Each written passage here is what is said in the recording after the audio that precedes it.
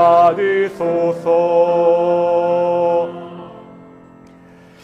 2024년 9월 8일 동인교회 주일 오전 예배를 하겠습니다. 다 함께 묵상으로 기도하시겠습니다.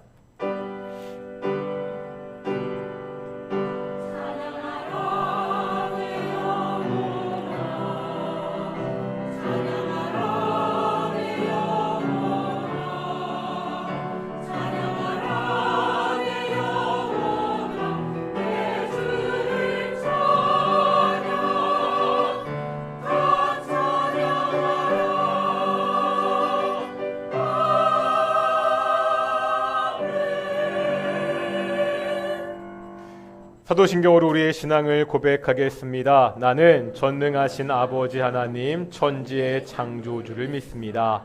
나는 그의 유일하신 아들 우리 주 예수 그리스도를 믿습니다. 그는 성령으로 잉태되어 동정녀 마리에게서 나시고 본디오 빌라도에게 고난을 받아 십자가에 못 박혀 죽으시고 장사된 지 사흘 만에 죽은 자 가운데서 다시 살아나셨으며 하늘에 오르시어 전능하신 아버지 하나님 우편에 앉아 계시다가 거기로부터 살아있는 자와 죽은 자를 심판하러 오십니다. 나는 성령을 믿으며 거룩한 공교회와 성도의 교제와 죄를 용서받는 것과 몸의 부활과 영생을 믿습니다. 아멘. 찬송가 23장 함께 찬양하겠습니다.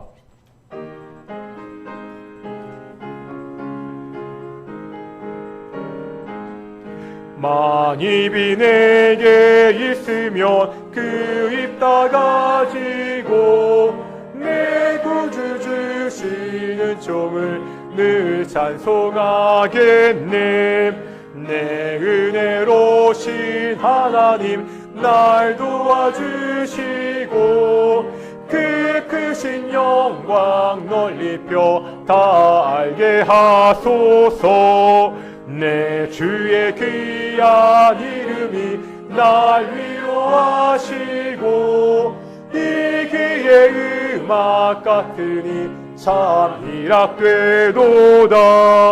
내 주의 권세 깨뜨려 그 결박 푸시고 이 주한 마음을 비로소 고정케 하셨네. 아멘.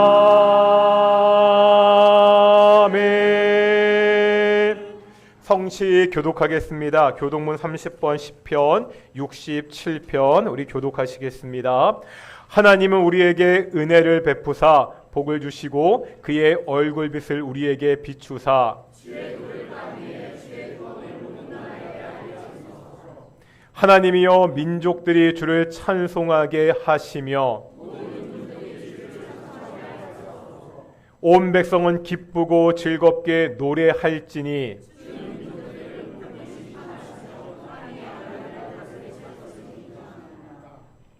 하나님이여 민족들이 주를 찬송하게 하시고 모든 민족으로 주를 찬송하게 하소서.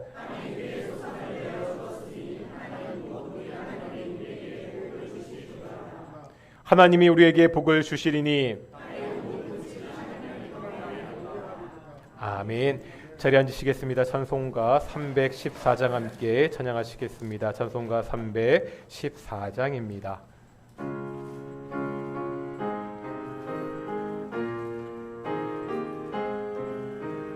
내 구주 예수를 더욱 사랑 엎드려 비는 말 들으소서. 내 진정 소원이 내 구주 예수를 더욱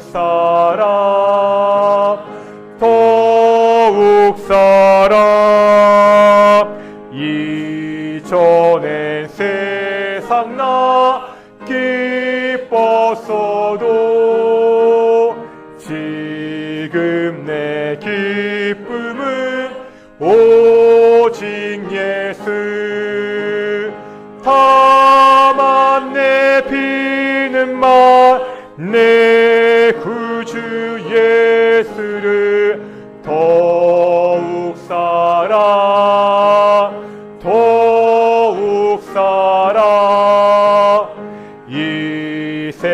세상 떠날 때 찬양하고 숨질 때 하는 말 이것일세. 다만 내 피는 말 내 구주 예수를 더욱 사랑 더욱 사랑.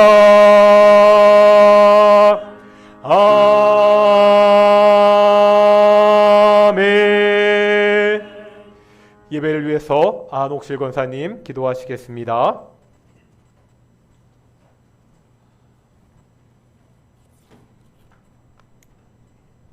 내가 곧 길이요 진리요 생명이니 너희는 마음에 근심하지 말라.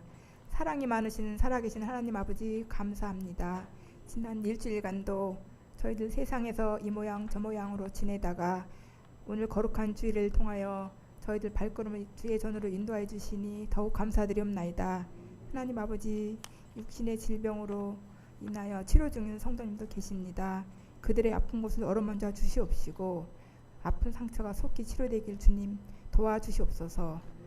단위에 세워주신 우리 목사님 영육간의 강건함으로 붙들어 주시옵시고 주님의 귀한 말씀을 선포하실 때 전하는 자나 듣는 자 모두 한 마음으로 은혜 받는 귀한 시간 되도록 주님 함께해 주시옵소서. 말씀을 사모하며 모이기에 힘쓰는 저희들에게 주님 함께해 주시옵소서. 저희 동일교회가 빛과 소금 역할을 잘 감당하는 아름다운 동일교회 되게 주님 도와주시옵길 간절히 바라와서 예수님의 이름으로 감사하며 기도드리옵나이다. 아멘.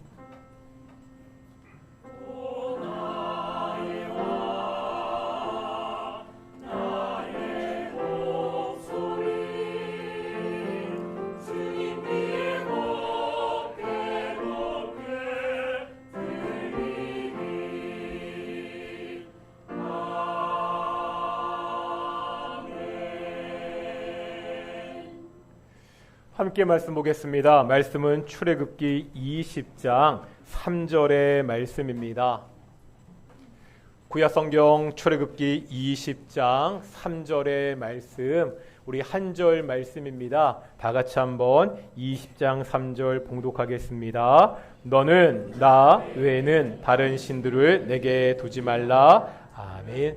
이 시간 갈리 찬양대 찬양으로 하나님께 영광 돌리시겠습니다.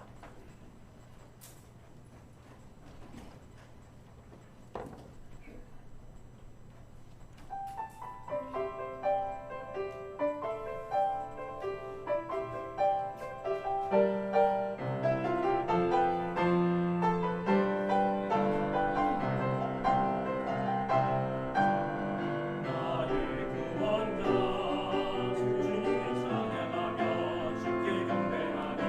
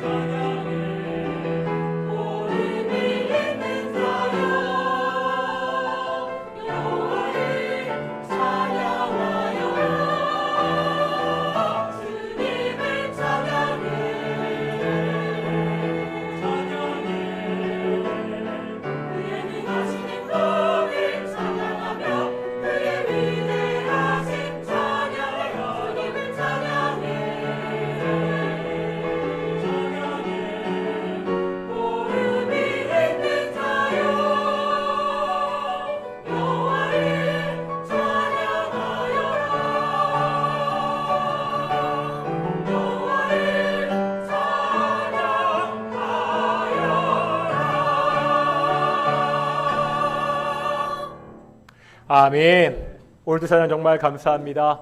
앞뒤 저합들과 인사하겠습니다. 하나님이 우리와 함께 하십니다.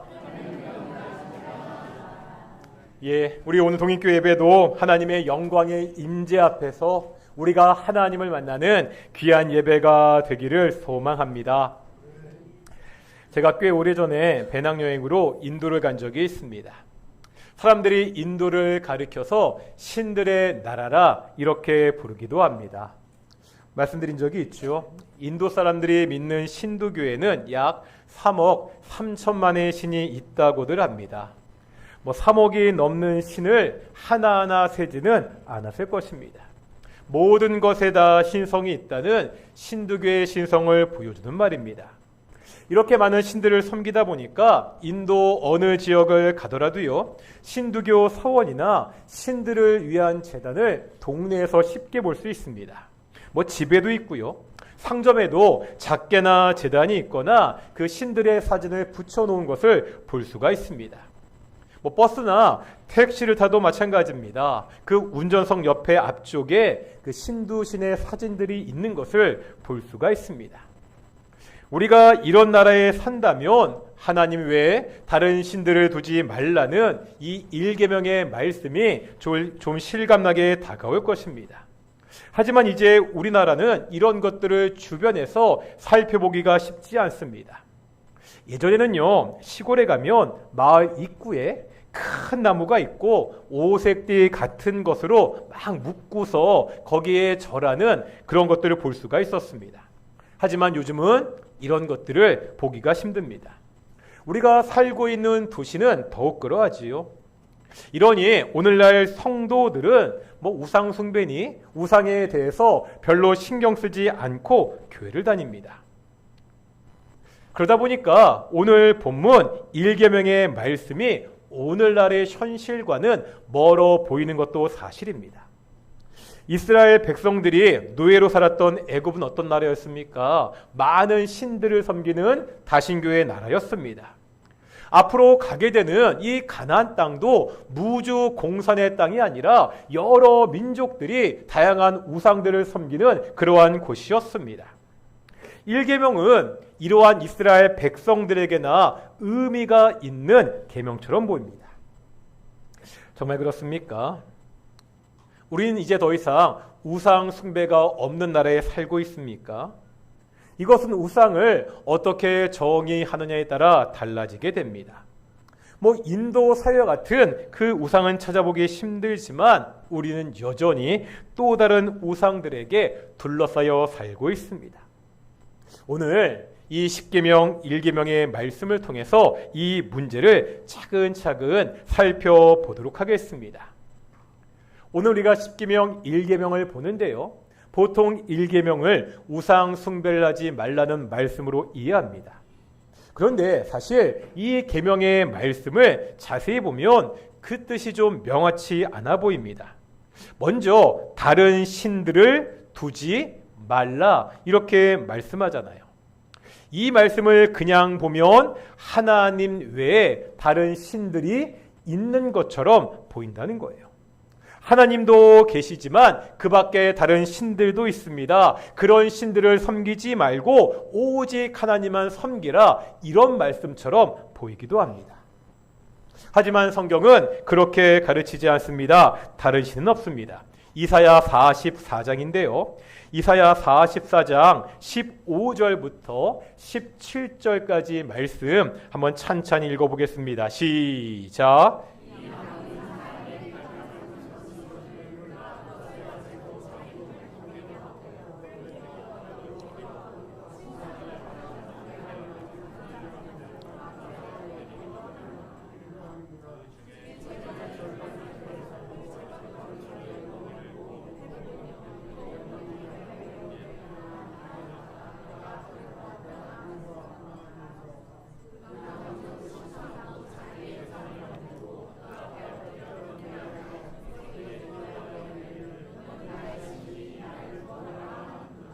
아멘. 무슨 말씀이죠? 사람들이 산에 가서 나무를 합니다.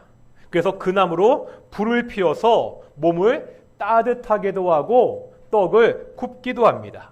그런데 그 똑같은 나무의 절반은 신상을 만들어서 그것을 신이라고 이야기하면서 경배하고 엎드린다고 말하고 있습니다.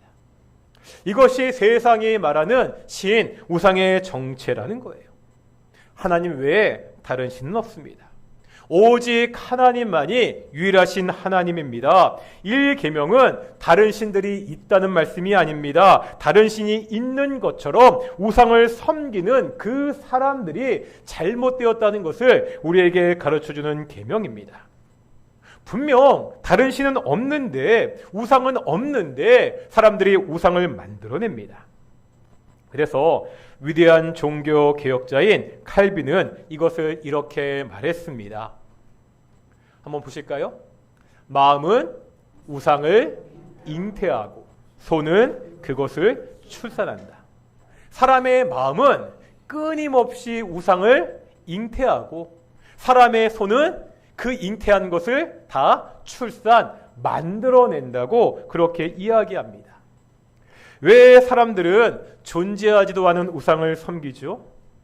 우상 숭배가 무엇입니까?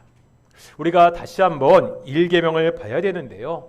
1계명에 나오는 나 외에는 원어를 보면 알파나이라고 되어 있습니다. 알파나이. 여기서 알은 앞에라는 뜻을 가진 전치사입니다. 파나이는 얼굴이라는 뜻을 가지고 있습니다. 다시 말하면 1계명은 어떤 뜻이 되는 거예요? 하나님의 얼굴 앞에. 하나님의 얼굴 앞에 다른 신들을 두지 말라는 그러한 말씀입니다. 그러니까 저 멀리 계시는 하나님을 앞을 말하는 것이 아닙니다. 우리가 10계명의 명령들을 보면은 3인칭이 아니죠. 너는 하면서 2인칭으로 되어 있습니다. 무슨 말입니까? 지금 바로 내 앞에 하나님이 계십니다. 바로 내 앞에 하나님의 얼굴이 있습니다. 이 하나님의 얼굴 앞에 다른 신을 두지 말라는 것입니다. 이 다른 신은 말씀드렸듯이 진짜 신이 아닙니다. 신이 아닌 것들을 하나님 앞에다 신처럼 두고 섬기지 말라는 말씀이 1계명의 말씀입니다. 그러면 왜 사람들은 신이 아닌 것들을 신처럼 섬기죠? 인간의 연약함 때문입니다.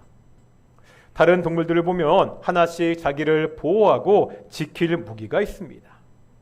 사자나 호랑이 같은 맹수는요, 힘이 세고 날카로운 이빨과 발톱이 있습니다. 치타 같은 동물은 아주 빠른 발을 가지고 있습니다. 코끼리는 큰 몸집과 아주 강한 코를 가지고 있습니다. 많은 동물들은요, 털과 두터운 피부를 가지고 있어 상처와 추로부터 자신을 보호합니다. 그런데 생각해보면 이런 동물들에 비해서 인간은 스스로를 지키고 보호할 무기가 없습니다.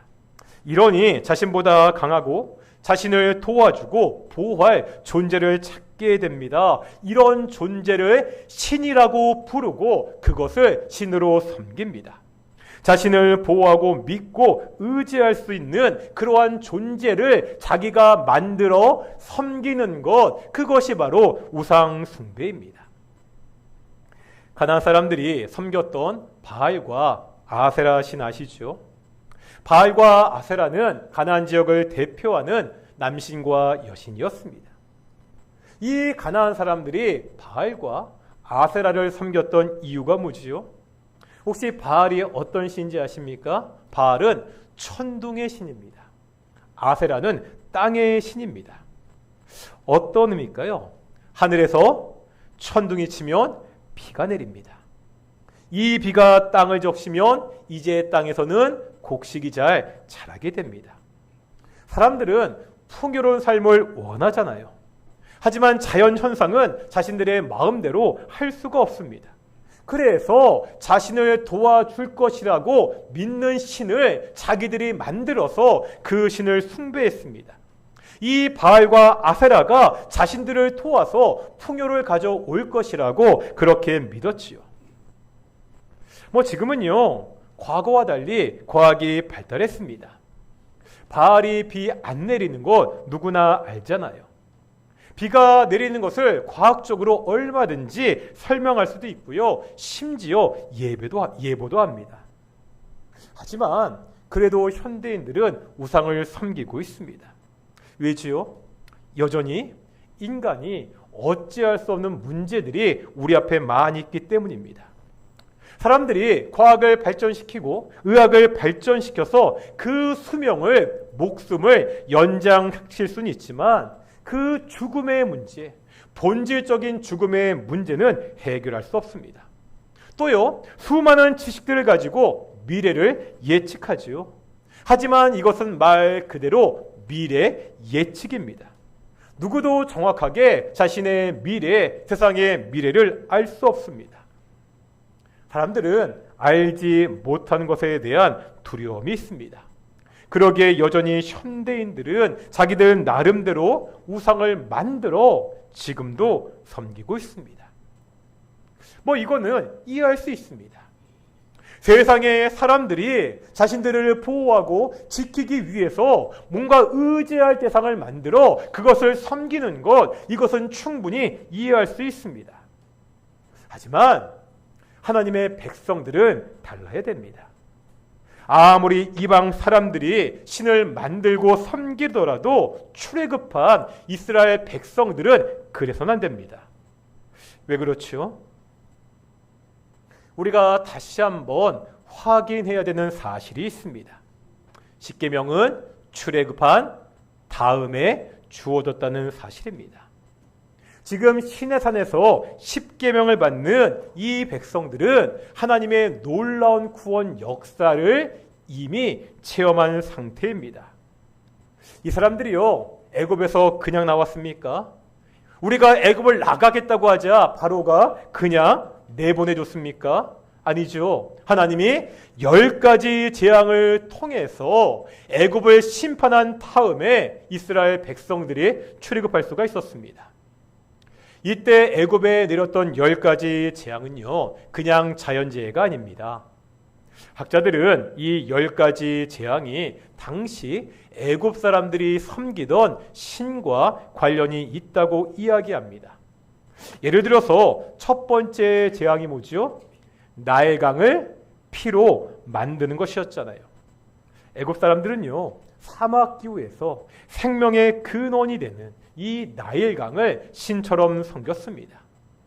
첫 번째 재앙은 이 생명의 근원이 되는 그 나일강 같은 신도 하나님 앞에서는 아무것도 아닌 가짜라는 것을 보여주었습니다.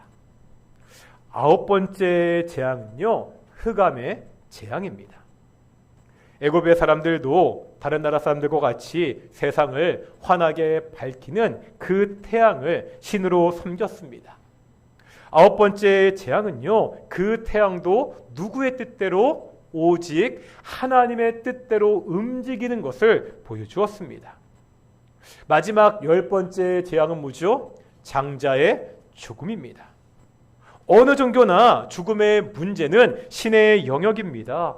애굽 사람들 역시 생명과 죽음을 관장하는 신을 믿었습니다. 10번째 재앙은 이 죽음의 문제 역시 또 누구의 손에 달려 있다는 거예요? 오직 하나님의 손에 달려 있다는 것을 가르쳐 주었습니다. 거기다 이스라엘 백성들은요, 시내산에 도착하기까지 이 10가지 재앙만 경험한 것이 아니잖아요. 어떤 일이 벌어졌죠? 애굽의 바로가 이스라엘 백성들이 출애굽하자 그냥 보내줬습니까? 당시 최강이었던 애굽의 군대들을 이끌고 백성들을 쫓아왔습니다. 앞에는 뭐가 있어요? 홍해가 건널 수 없는 바다가 있습니다.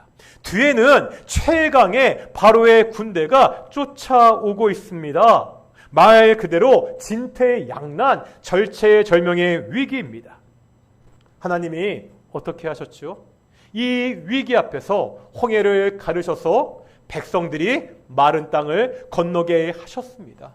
쫓아오던 그 애굽의 군사들을 홍해에 빠져 다 죽게 만드셨습니다. 이제 홍해를 건넜으니까 모든 문제가 다 해결되었습니까? 그렇지 않죠. 홍해를 건넌 이스라엘 백성들에게 이제 기다리는 것은 뭐죠? 광야입니다. 광야는요, 먹을 것이, 마실 것이 없는 곳입니다. 다른 족속의 공격에 위협이 있는 곳입니다. 이런 곳에서 하나님은 백성들을 만나로 먹이셨습니다. 마라의 쓴물이 단물이 되게 하시고요, 반석에서 물이 나오게 하셔서 그들의 갈증을 해소하셨습니다. 이스라엘 백성들을 공격하는 그 아말렉의 공격을 하나님은 막아주셨습니다. 이스라엘 백성들은 십계명을 받기 전에 이미 이런 놀라운 하나님의 구원의 능력을 경험했습니다. 이스라엘 백성들은 다른 민족들과 다릅니다. 자신들을 보호하기 위해서, 좀 더 잘 살기 위해서 신을 만들고 우상을 섬길 필요가 없습니다. 자신을 구원하신 그 하나님을 믿으면 됩니다. 다른 신은 필요 없습니다. 이미 다른 신은 하나님 앞에서 가짜라는 것을 다 증명해 보이셨습니다. 하나님이 어떠한 위험에서도 구해 주신다는 것을 경험했습니다. 모든 것을 공급해 주시는 그 하나님을 이미 광야에서 경험했다는 거죠. 이제 이 하나님만 믿고 섬기면 됩니다. 하나님이요, 이스라엘 백성들에게 너는 나 외에 다른 신들을 두지 말라고 말씀하실 때는 이런 구원의 역사가 전제되어 있습니다. 하나님이 지금 백성들에게 사정하는 목소리로, 얘들아, 나만 믿어야 돼, 나만 따라와야 돼, 알았지? 이렇게 말씀하시는 것이 아닙니다. 하나님은 구원자라는 특별한 위치에서 당당하고 자신 있게 말씀하고 있습니다. 세상, 다른 나라 사람들이 믿는 신들이 가짜라는 거 다 알았잖아. 그런 우상들이 너와 내 사이에 끼어들게 하지 마. 이제 나만 믿고 따라오면 돼. 이렇게 선언하시는 것이 십계명의 1계명의 말씀입니다. 처음에 말씀드렸듯이 우리가 사는 세상에는 애굽이나 가나안 땅과 같아 눈에 보이는 우상들은 별로 없습니다. 하지만 여전히 하나님보다 더 믿고 의지하는 것들이 우리에게 있지 않습니까? 그 사진 보여주시겠습니까? 에레즈 에이딘과 장 바스트 미스테리 등 빅데이터 인문학 진격의 서막이라는 책이 있습니다. 이 책의 저자들은요, 구글 앵그램 뷰라는 프로그램을 개발했습니다. 이 프로그램은 구글이 디지털했던 800만 권의 책 속에 있는 8천억 개의 단어를 다 모아서요, 1520년부터 2012년까지 사용된 빈도의 추이를 그래프로 보여줍니다. 이 책 마지막에는 프록이 있는데요, 이 프로그램을 사용해서 보여줬던 그래프 몇 개가 나오고 있습니다. 그 중에서 신과 데이터, 그러니까 하나님과 신과 데이터라는 단어의 빈도수를 같이 보여주는 그래프가 있는데요. 한번 그래프 보여주시겠습니까? 예, 다음 그래프, 예, 잘 보이시는지 모르겠는데요. 이 데이터가 있고요, 신이 있거든요. 그 초록색, 가장 바닥에서 시작한 것이 데이터고 처음에 위에서 시작하는 것이 신이라는 단어거든요. 잘 보시면 데이터는 1900년까지는 책에 거의 사용되지 않았습니다. 반면에 신은 1800년대 중반까지는 거의 1000단어당 한 번씩 나올 정도로 빈번하게 사용되었습니다. 그러다가 1900년대에 들어오면서 조금씩 양상이 변하는데요. 데이터는 점점 그 빈도수가 늘어나는데 신은 점차 줄어드는 것을 볼 수가 있습니다. 그러다가 몇 년도요? 1973년도를 기점으로 이 사용 빈도가 역전이 됩니다. 신이라는 단어보다 데이터라는 단어가 책에 더 많이 등장하고 사용되는 것을 우리에게 보여주고 있습니다. 우리가 사는 현대 사회 흐름을 잘 포착하고 있습니다. 이제 눈에 보이지 않는 하나님보다 당장 우리 눈에 보이는 데이터가 더 위에 있습니다. 물론 하나님에 대한 믿음을 완전히 저버리지는 않았습니다.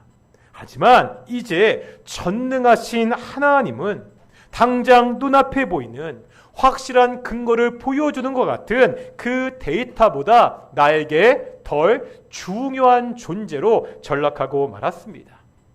하나님의 자리를 데이터가 대신하고 있습니다. 이 데이터라는 것이 최근에 나온 것이라면 오래전부터 많은 사람들이 하나님같이, 아니 하나님보다 더 믿고 의지하는 것이 있지요. 제가 십계명을 공부하면서 굉장히 많은 책들을 봤거든요. 이 십계명을 다루는 책들마다 1계명에서 공통적으로 오늘날 현대인들이 가장 의지하는 우상이 뭔지를 공통적으로 이야기하는 것이 있습니다. 이 정도 이야기하면 뭔지 다 아시겠죠? 뭡니까? 돈입니다. 예수님은 사람이 하나님과 재물을 겸하여 섬길 수 없다고 하셨습니다. 여기서 재물로 번역된 단어는 맘몬이라는 단어입니다. 맘몬 들어보셨죠? 구약 성경에 보면 이방신의 이름입니다. 예수님 당시에도 이미 사람들이 돈을, 하나님을 대신해서 우상으로 섬겼다는 거예요. 이러한 경향이 오늘날 더하다는 것은 누구나 인정합니다. 과거에는 권력을 통해서 돈을 벌었습니다. 권력을 가지고 뇌물을 받거나 각종 이권 사업에 개입해서 말 그대로 땅 짓고 헤엄치기로 돈을 벌었습니다. 물론 요즘도 이런 일들은 여전히 벌어지고 있습니다. 하지만 양상이 좀 바꾼 것이 있습니다. 권력으로 돈을 버는 것을 넘어 이제 돈으로 권력을 살 수 있는 시대가 되었습니다. 돈이 곧 권력인 시대가 되었습니다. 돈이 곧 계급을 나누는 시대가 되었습니다. 요즘 그 젊은 사람들이 많이 보는 인터넷 게시판에 보면 무슨 계급도 이러한 이미지 파일들이 많이 도는 것을 볼 수 있습니다.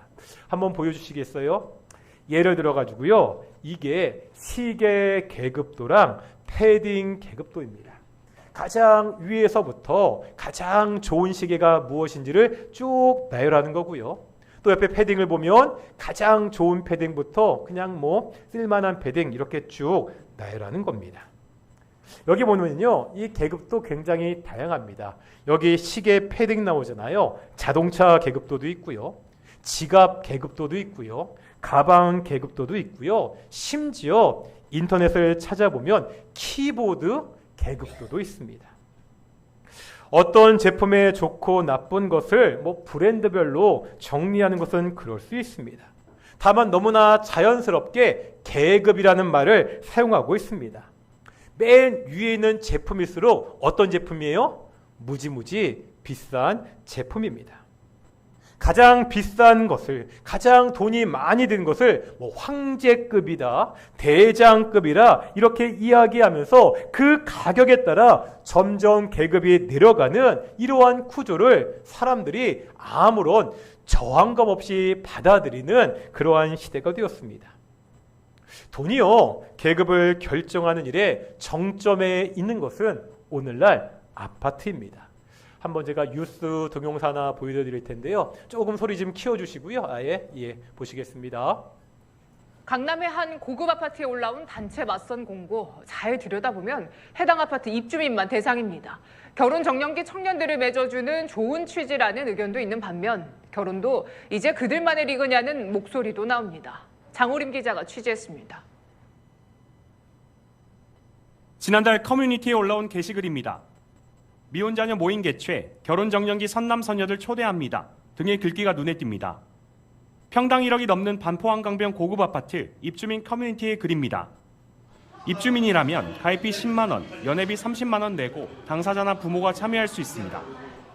당장 이번 주 토요일 바로 옆 세빛둥둥섬에서 1분 자기소개 뒤 식사와 와인 파티가 진행됩니다. 고급 아파트 맞선 모임 소식에 저출산 시대에 장려해야 한다, 집안 수준에 맞는 배우자 만나는 게 중요하다는 의견부터 더욱 공고해지는 그들만의 세상이란 비판도 나옵니다. 아파트 입주민들도 반응이 엇갈립니다. 자기들끼리 한번 해서 만나보면 좋은 거겠죠. 오픈 채팅이나 이런 걸로도 많이 만나니까. 인식이 나빠질 수 있으니까 비판을 하는 걸 테니까 또 근데 그 부분도 이해가 돼서. 해당 아파트는 지난해 수제 맥주 브랜드와 협업해 아파트 이름을 딴 이만 맥주를 출시하기로 꺼주시겠습니까? 했습니다. 어떤 내용인지 아시겠죠? 강남에 평당 1억 원이 넘는 아파트에 사는 사람들끼리 우리들끼리 사돈을 맺자는 겁니다. 이제 결혼도 돈으로 결정되는 같은 계급에 있는 사람들끼리 하는 것이 좋다는 그러한 세상이 되고 말았습니다. 이런 시대에 우리는 돈보다 하나님을 더 믿고 의지하며 살고 있습니까? 종교개혁을 시작했던 마틴 루터는 이렇게 말했습니다. 지금 당신이 마음에 두고 의지하는 것이 바로 당신의 하나님입니다. 뭐라고요? 지금 당신이 마음에 두고 의지하는 것이 바로 당신의 하나님입니다. 지금 내 마음에 두고 의지하는 것은 무엇입니까? 돈인가요? 하나님인가요? 성공인가요? 하나님인가요? 사람인가요? 하나님인가요? 이스라엘 백성들은 어땠죠? 일경의 말씀에 따라서 하나님만 의지하며 살았습니까? 하나님을 의지하긴 했습니다. 하지만 우상도 의지했습니다. 열왕기상 18장에 보면 유명한 갈매산의 결투 이야기가 나옵니다. 하나님의 선지자 엘리야와 바알과 아세라 선지자 850명이 붙은 사건이지요. 말 그대로 850대 1의 결투입니다. 이때 엘리야 선지자가 이스라엘 백성들에게 외친 말이 있습니다. 다 같이 한번 18장 21절을 읽어보실 텐데요. 18장 21절입니다. 시작.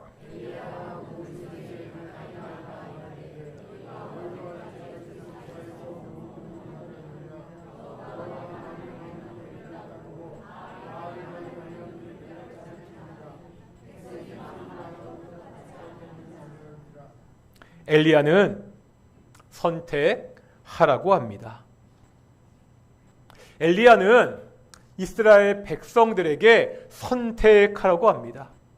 엘리야는 지금 이스라엘 백성들 앞에서 너희가 선택하라고 말씀하고 있습니다. 여호와가 참 신이면 여호와만 섬기고 바알이 참 신이면 바알만 섬기라고 말하고 있습니다. 언제까지 둘 사이에서 머뭇 하냐며 외치고 있습니다. 당시 백성들의 문제는 바로 이 머뭇이었습니다. 하나님을 섬겼습니다. 동시에 바알을 섬겼습니다. 둘 사이에 양다리를 걸치고 이쪽 한번 기웃 저쪽 기웃하면서 머뭇했습니다. 하나님을 믿지 않은 것이 아닙니다. 하나님을 믿는다고 하면서 예배도 꼬박꼬박 출석합니다. 하지만 당장 문제가 생기면 하나님을 의지하지 않습니다. 눈에 보이지 않는 하나님보다 눈에 보이는 세상이 더 믿음직해 보입니다. 하나님을 의지하지 않고 세상의 방법대로 세상을 의지하면서 문제를 해결하려고 했습니다. 이것이 엘리야 시대 이스라엘 백성들의 모습이었습니다. 이 백성들은 하나님이냐 바울이냐 이 물음 앞에 대답하지 못했습니다. 오늘 우리는 엘리야의 물음 앞에 오직 하나님만 섬기겠다는 대답을 할 수 있습니까? 눈에 보이는 우상은 별로 없는 시대입니다. 하지만 여전히 우리 눈에 보이지 않는 우상들이 여러 가지 힘을 발휘하고 있는 시대입니다. 이런 세상에서 세상의 우상들은 헛된 것들이라 외치며 오직 영광의 하나님께 영광 돌리며 섬기며 살아가는 귀한 동인의 성도들이 되시기를 축원합니다. 우리 영광을 돌리사 함께 찬양하시면서 우리 기도하며 나아가겠습니다.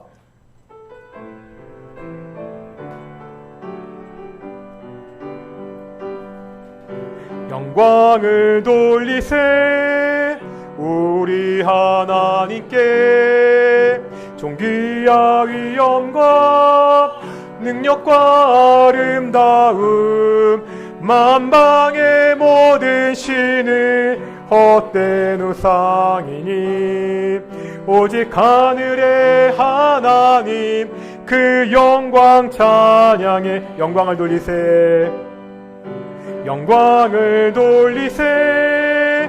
우리 하나님께 존귀와 위엄과 능력과 아름다움 만방의 모든 신을 헛된 우상이니 오직 하늘의 하나님 그 영광 찬양해. 주님의 영광 모든 나라 위에 주님의 영광 온 세계 위에 하늘에 계신 우리 아버지 영광 찬양해. 우리 주님 나라 영원하리라. 우리 주님 뜻은 이루어짐. 영광을 돌리세. 영광을 돌리세. 우리 하나님께 존귀와 능력과 아름다움 만방의 모든 신을 헛된 우상이니 오직 하늘의 하나님 그 영광을 돌리세. 영광을 돌리세. 우리 하나님께 존귀와 위엄과 능력과 아름다움 새 영광의 모든 신은 헛된 우상이니 오직 하늘의 하나님 그 영광 찬양해. 주님의 영광 모든 나라 위에 주님의 영광 온 세상 위에 하늘에 계신 우리 아버지 영광 찬양해. 우리 주님 나라 영원하리라. 우리 주님 뜻으니 주님의 영광 모든 다 함께 손을 들고 찬양하겠습니다. 주님의 영광 모든 나라 위에 주님의 영광 온 세계 위에 하늘에 계신 우리 아버지 영광 찬양해. 우리 주님 나라 영원하리라. 우리 주님 우리 마지막으로 찬양하겠습니다. 주님의 영광 모든 나라 위에 주님의 영광 모든 나라 위에 주님의 영광 온 세계 위에 하늘에 계신 우리 아버지 영광 찬양해. 우리 주님 나라 영원하리라. 우리 주님 뜻은 이루어지리라. 오늘날 우리는 엘리야의 물음 앞에 뭐라고 대답하시겠습니까? 하나님이냐 바알이냐? 이 물음 앞에 머뭇하지 않고 나는 오직 하늘의 하나님, 영광의 하나님만 섬기겠다고, 전능하신 하나님, 나를 구원하신 그 능력의 하나님만 의지하며 살겠다고 그렇게 대답할 수 있습니까? 루터가 이야기했죠. 내 마음에 내가 더 의지하는 것이 나에게 하나님입니다. 우리가 오직 하나님만 의지하며 하나님만 섬기며 살겠다고, 세상의 헛된 우상들을 버리고 오직 영광의 하나님을 섬기며 살겠다고 그렇게 기도하는 시간 되기를 소망합니다. 함께 기도하시겠습니다. 거룩하고 존귀하신 아버지 하나님, 사랑하는 동인의 성도들 가운데 함께하여 주시옵소서. 엘리야의 무릎 앞에 내가 오직 하나님만 섬기겠다고 당당하게 고백하는 사랑하는 동인의 성도들이 될 수 있도록 인도하여 주시옵소서. 하나님이냐 바알이냐, 하나님이냐 돈이냐, 하나님이냐 세상이냐, 하나님이냐 성공이냐, 하나님이냐 권력이냐, 이 무릎 앞에 내가 오직 하나님을 의지하며 내가 오직 하나님을 따라 섬기겠다고, 살겠다고, 따라 살겠다고 그렇게 담대하게 고백하는, 그렇게 살아가는 귀한 동인의 성도들이 될 수 있도록 인도하여 주시옵소서. 때로 살면서 힘든 일이 있을 때가 있습니다. 어려운 일이 있을 때가 있어요. 그럴 때라도 우리가 오직 하나님을 섬기기를 소망합니다. 하나님을 먼저 찾기를 소망합니다. 하나님을 따라 살기를 소망합니다. 오직 영광이 하나님 섬기며 살아가는 귀한 성도를 될 수 있도록 인도하여 주시옵소서. 만방의 신들은 헛된 우상입니다. 오직 하나님, 만방의 하나님을 살아가는 귀한 성도를 될 수 있도록 인도하시고 주께서 축복하여 주시옵소서. 우리가 지난주부터 기도하고 있습니다. 우리 동천교회 박선진 목사님 사모님, 우리 윤세은 사모님을 위해서 기도하겠습니다. 말씀드렸듯이 그 뇌종양이 굉장히 심각한 상황이어서 1년 안에 소생할 그럴 기회가 확률이 굉장히 낮은 그런 상황입니다. 이제 40대 중반 정도 되셨고요. 초등학교 6학년이 가장 큰 애인 그 자녀들이 셋이나 있는 그러한 어머니입니다. 하나님, 우리 윤세훈 사모님 그 병을 고쳐달라고, 모든 종양을 주께서 제거해달라고, 그 마음을 지켜달라고 우리 함께 기도하기를 소망합니다. 함께 기도하시겠습니다. 하나님, 우리가 오늘도 하나님께 간절히 기도합니다. 하나님이 사랑하는 딸 윤세훈 사모를 위해서 기도합니다. 아버지 하나님, 하나님이 고쳐주십시오. 하나님이 치료하여 주시옵소서. 하나님이 그 능력을 보여주시옵소서. 하나님이 일하셨을 때, 예수 그리스도가 손을 올리셨을 때 모든 문제들이 해결된 것을 우리가 성경을 통해서 믿고 알고 있습니다. 아버지 하나님, 이미 주께서는 죽은 사람도 살리셨습니다. 하나님, 그 치유의 능력으로 손을 들어 윤세윤 사모를 고쳐 주시옵소서. 하나님, 그 보좌에서 일어나 내려와 주십시오. 그 보좌에서 지켜만 보시지 말고 그 보좌에서 내려와 하나님 정말로 그 머리에 손을 안수하시고 그 모든 종양들을 제거하여 주시옵소서. 지금 수술을 해야 되는지 약물 치료를 해야 되는지도 참 힘든, 너무나 어려운 상황 가운데 있는데 오직 하나님의 은혜로, 오직 하나님의 능력으로 치유하여서 온전히 치유받는, 오늘 해결된 놀라운 하나님 시간 되게 주시옵소서. 그 마음을 지켜주시옵소서. 그 마음을 두렵지 않도록 지켜주시옵시고 그 가족들, 목사님과 자녀들, 그 가족들의 마음을 지켜주셔서 정말 담대하게 하나님을 더 의지하며 나아가는 귀한 가정 될 수 있도록 인도하시고 주께서 축복하여 주시옵소서. 하나님이 주시는, 세상이 줄 수 없는 참된 평안을 허락하여 주시옵소서.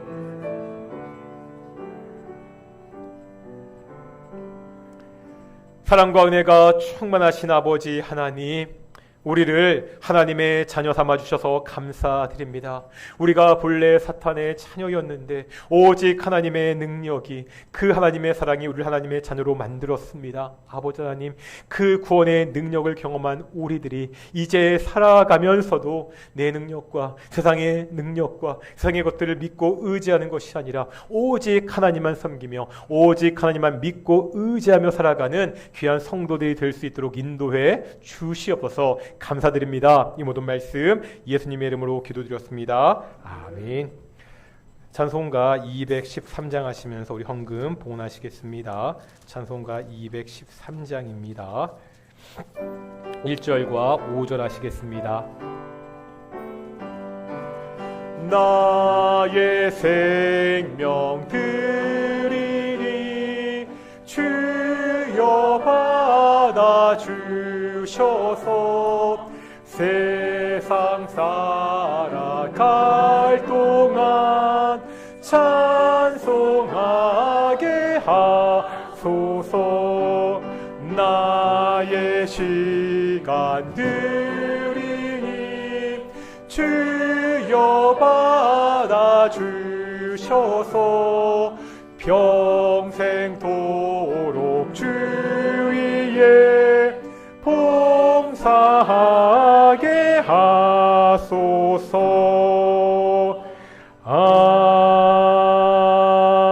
아멘. 기도하겠습니다.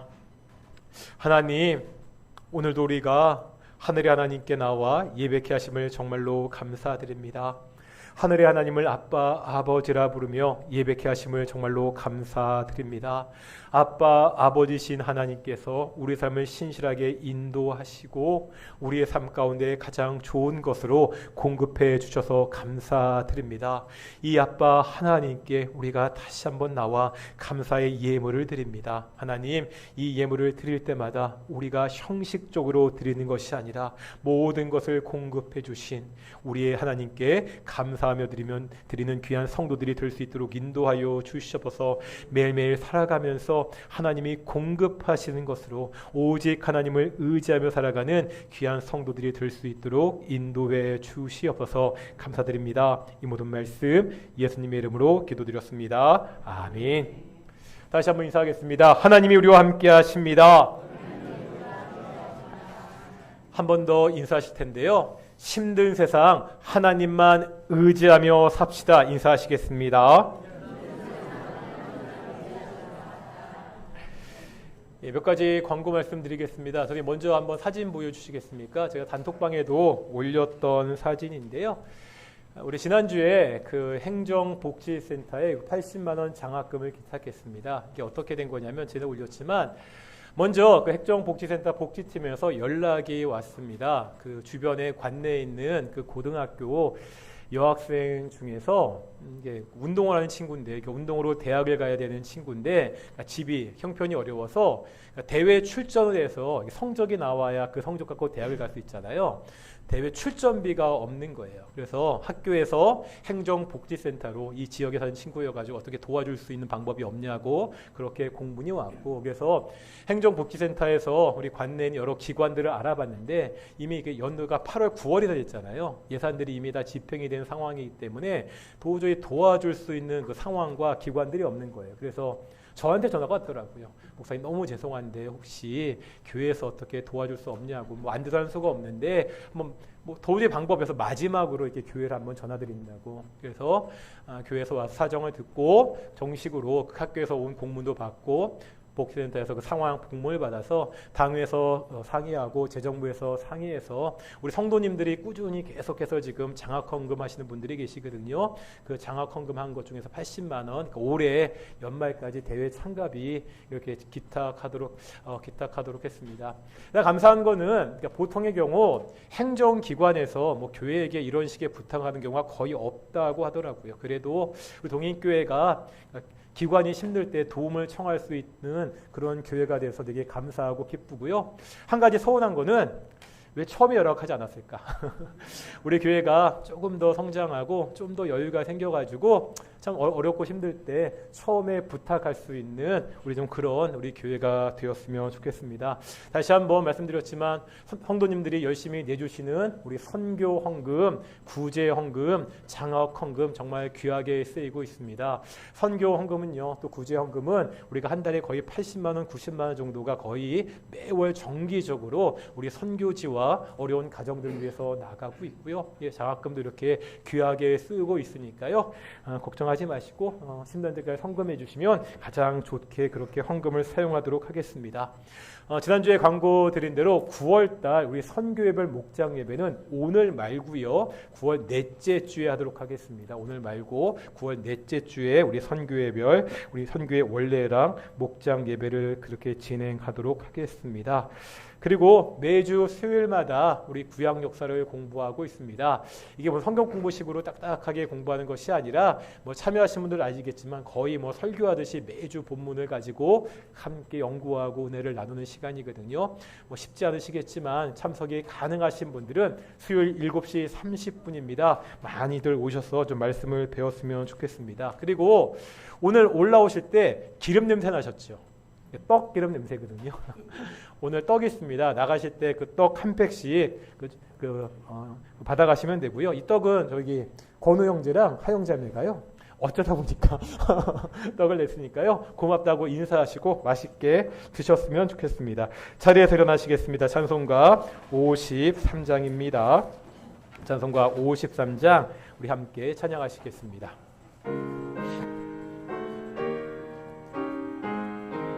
성전을 떠나가기 전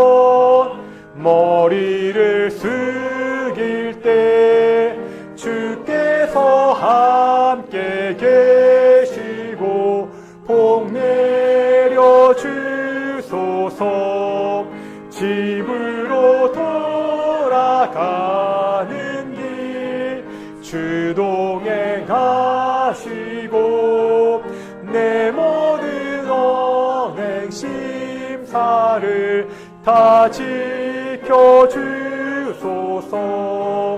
거룩한 날이 다가고 저녁이 되도록 주 우리 맘에 빛 되사 늘 계시옵소서.